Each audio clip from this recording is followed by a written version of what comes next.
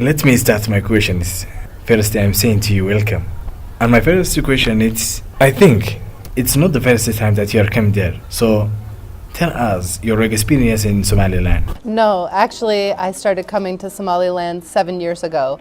And in the last 2 years, this is the fifth time. This is the fifth time that we've come to Somaliland in the last 2 years. My experience here is that the people of Somaliland are very friendly.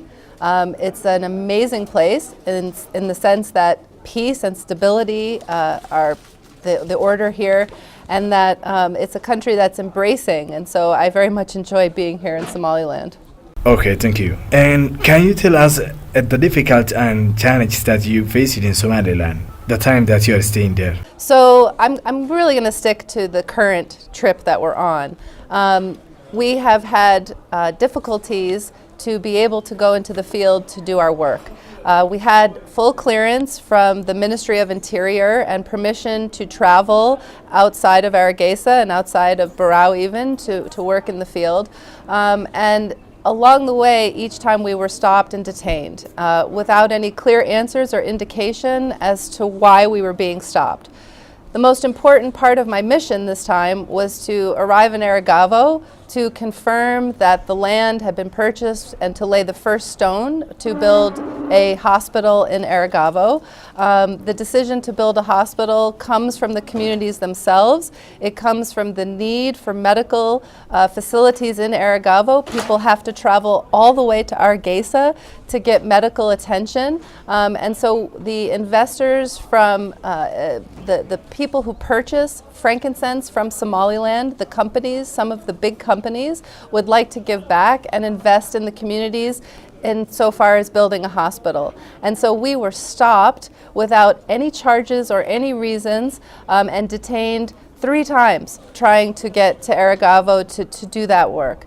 So that was incredibly disappointing, and we have no answers as to why. So we need answers. We'd like to know why we were stopped. We were also stopped from assessing a region just outside Berbera to look at market potential for expanding myrrh, buying of other gums and resins from Somaliland, to expand the supply chain and to expand the revenues and the purchasing that goes on. And we were also stopped from going into that region of Sahel to do an analysis of what the community needs were. See, my job is to look at what the community needs are that go along with the purchasing from the buyers of frankincense. My job is to deliver humanitarian aid in the form of hospitals, but also to look at what the community needs are. So we also were looking at what do the communities want for their empowerment, and that also was stopped, and we have no answers as to why that was stopped. This is my last question.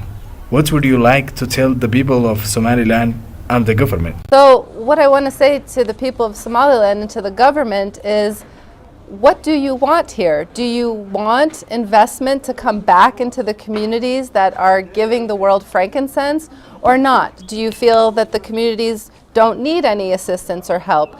We need answers, and we need cooperation to assist the communities providing this precious resource to the rest of the world. They deserve to have investments made back into their communities, and we would really like some answers as to how we can cooperatively do that.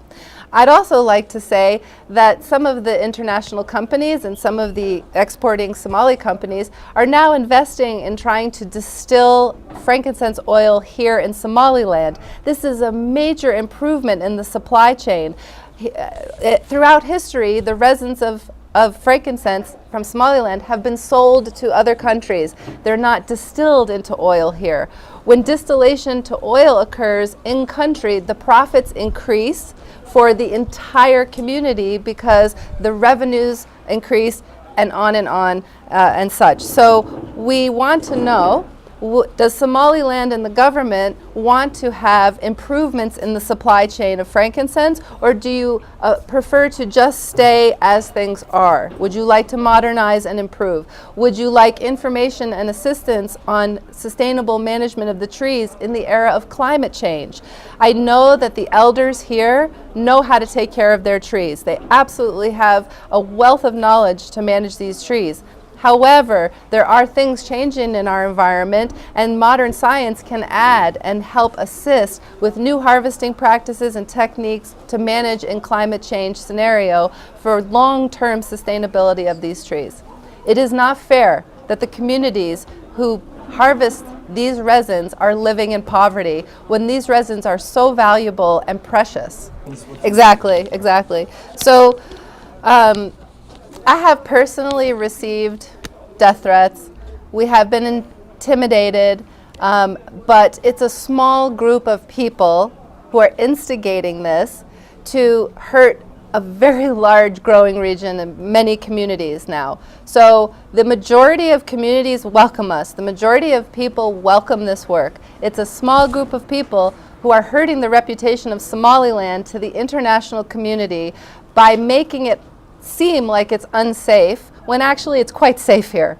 And so these death threats and these threats are hurting the reputation of Somaliland for the international business community. It deters investment in the frankincense supply chain and other types of investments when Americans such as myself are threatened by a very small group of people, and actually boldly threatened by some individuals from their own personal email accounts, so we know exactly who the threats are coming from. And like I said, it's a very small group of people who are who are hurting the reputation of Somaliland in the international community, and that's really a shame, because the majority of people in Somaliland are kind and peaceful and would like to see development and would like to see their communities invested in, and this is unfair that a small group of people can stop that from happening for these communities, especially when we're talking about something like a hospital.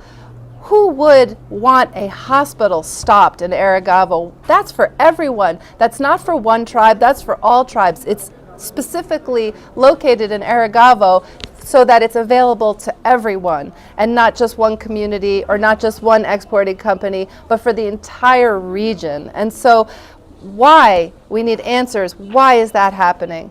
So yes, my Somali name is Aisha, right? Asha. So everything that I'm doing and that anyone in my team is doing is completely open and transparent. We have absolutely nothing to hide. I'm so pleased to have journalists from Somaliland starting to ask questions to me directly so that I can speak for myself, because before today, you've been hearing stories and reports where no one has actually contacted me personally to ask me what's happening, and that's not good. It's only the international journalists doing that. So I'm very pleased to have the opportunity now to speak to Somali journalists and speak to the Somali public, that we have nothing to hide, that absolutely anyone, I'm open to speak with anyone. We need the government and we need the CSOs, we need the cooperative help of the government and the NGOs to work collaboratively with the communities, the cooperatives, and also the businesses to create a positive change and solution to the current situation of extreme poverty and over-harvesting of the trees.